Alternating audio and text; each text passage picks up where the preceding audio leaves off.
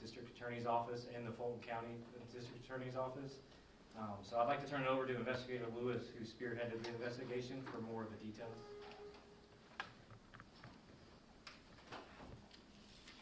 Hello everyone, thank you for coming. I really appreciate you all coming out. My name is Investigator Tracy Lewis, TracyLewis.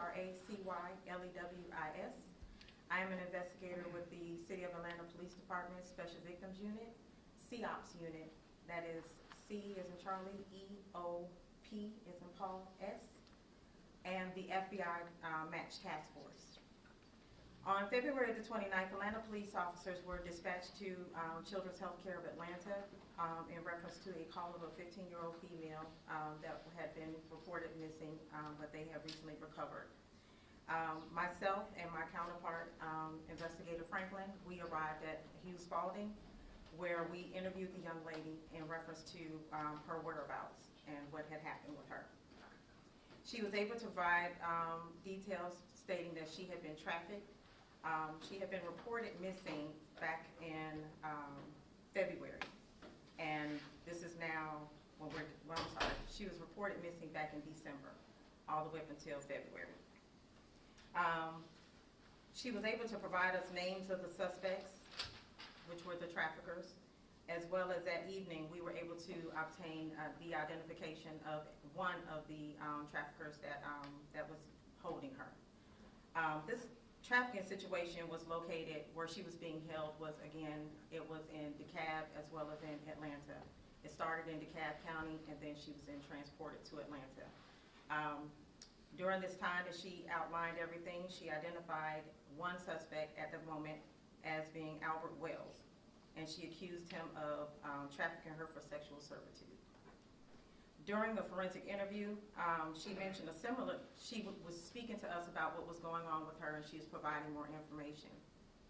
During this interview, the forensic interviewer found out that she remembered a case where she interviewed another young lady who was also a trafficking victim, and she was able to link these two cases together. She then in turn got me in contact with Detective Benton and Detective Marison with the DeKalb County DA's office and DeKalb County Police Department, and from that the investigation began to come together. It was determined during this joint investigation that the victim, as well as possibly 3 other victims, were trafficked by these men that we have in custody at this moment in time. It was determined that these sexual servitude trafficking situations took place in DeKalb County, firmly in DeKalb County, and firmly in Fulton County. At this time, with the assistance of Detective Benton and Detective Marison with the DeKalb County PD's office and DeKalb County DA's office, we established a link to these subjects as well as to the victim. The subjects that we have in custody at this moment in time are Albert Wells, Eugene Smith, Talbot Blunt, and also subsequently during our investigation we determined there was another male that was charged, and his name is Levi Sears. At this moment in time, the main focus that we're having this press conference is to shed light on that we have one more outstanding suspect. That suspect's name is Harold Poole, H-A-R-O-L-D, P as in Paul, O-O-L-E. If anyone knows the whereabouts of Mr. Harold Poole, please call 911 or either Atlanta Police Crime Stoppers. You can get you can call anonymously or for a possible award up to $2,000. The phone number for Crime Stoppers is 404-844-TIPS. 404-844-TIPS. This does remain to be an ongoing investigation. Like I said, we do have other victims out here that we're going to have to speak to and get them to identify our subjects. Anything pertaining to charges, the Public Affairs Office will speak to you all about these gentlemen's specific charges. I want to take a moment out for a moment and just want to thank our partners with this investigation and with any other human trafficking investigation that we have. Just want everyone to know that local law enforcement and nationwide law enforcement, we are working together very profusely to stop this trafficking issues that we have in this country. I want to thank for this case specifically DeKalb County DA's office, the DeKalb County Police Department, as well as the Center for Child Advocacy, and the Department of Family and Children Services, and the FBI. Thank you.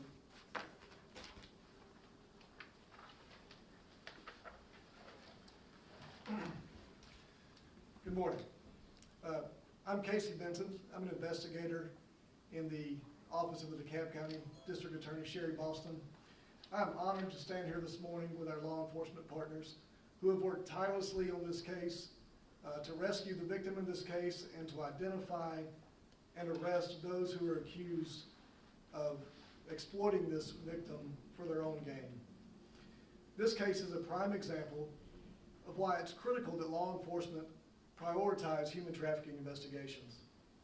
Traffickers prey on the most vulnerable people in our community, people who oftentimes feel like they have no one to trust and nowhere to turn. I've worked in the DeKalb County District Attorney's office for 2 years now, but recently I moved to a position that is solely dedicated to human trafficking and internet crimes against children. Our office recognized the critical need to address these types of crimes. And thanks to a federal grant, I am proud to say that every day I get to work with law enforcement agencies across DeKalb County, including DeKalb Police and Atlanta Police, to stop traffickers and abusers from victimizing people in our communities. Traffickers don't just operate in one city or one county. In fact, they oftentimes move their victims from place to place in an effort to hide from law enforcement. Traffickers, that's why it's so important to have these partnerships. And today, we stand united to send a message to traffickers that if you victimize people in our community, we will find you, we will stop you, and we will hold you accountable. Thank you.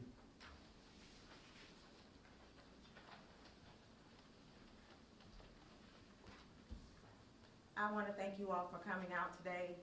The last thing I want to make very clear is that this press conference is not just to highlight the accolades of our investigation. This is also to show and shed light on that we're looking for this gentleman, Mr. Harold Poole. He is outstanding. He does have warrants for his arrest pertaining to this case.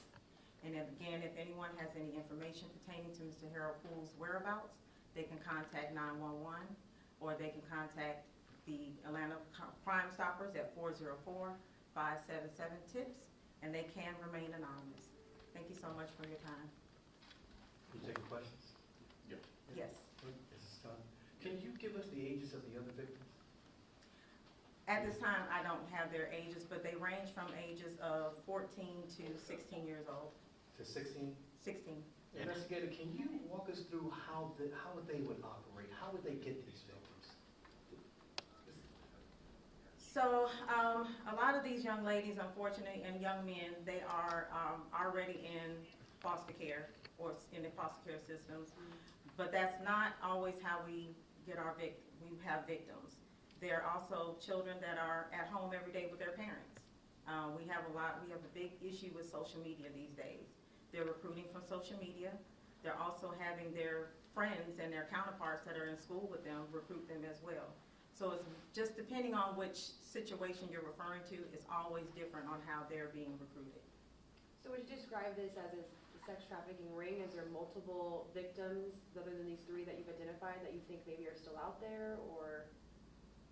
As of right now, the only thing that we know of is the 3 victims that are remaining that we need to speak with. If we determine later on in our investigation that there are more, then we'll expand it further.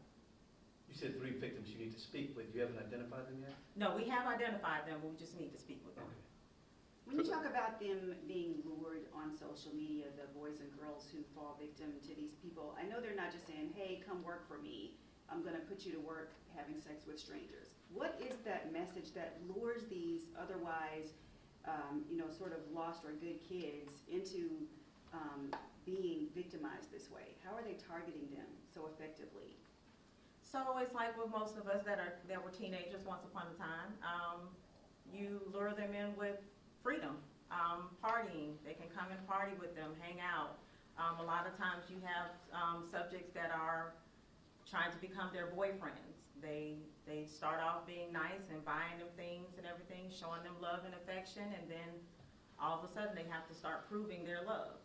Or either it turns into a situation to where they just come back one day from getting them something to eat and they just began beating them and and just telling them that they're going to do this. So it's many different varieties of ways that traffickers do these things to these young men and young women. And are these people being held against their will, forced, held in one place, not allowed to leave, or is it? So when it comes down to children, children really don't have the ability to say, like, I want to go or I want to leave. They don't have the means to say, okay, I'm just going to get in a cab or I'm going to leave. They're children. So the 18 and below, those are what we consider children. They don't have the ability to just say, I'm just going to leave and that's going to be okay. There are also being threats of violence, that if they do return home and they do tell, that things will happen to them. So freedom is not a situation that these people are encountering when it comes down to these traffickers. Have any of these? It must have been awfully courageous of this 15-year-old to make this decision to call 911. Were you able to give us any insight to what was going through her head to make her say, enough is enough? Well, she actually went to a place of refuge, and the person that she went to seek refuge from was actually very nice to her and actually called 911 for her. And we want to thank her as well. But during this investigation, she was absolutely wonderful. She's a very sweet young lady. She has a big future ahead of her. We just pray that she'll be okay from this.